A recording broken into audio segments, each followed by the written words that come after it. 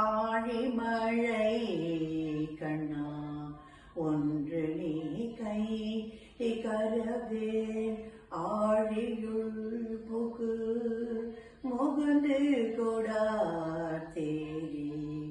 ஊழி முதல் உருவம் போன்மை கருத்து பாழியுள் தோளுடைய பற்பனாவன் கையில் ஆழி போல் மின்னி வலம்புரி போல் நின்றதிந்து தாழாதே சாரங்கம் உதைத்த சர மழை போ வாழ உலகினில் பெய்தினாய் நாங்களும்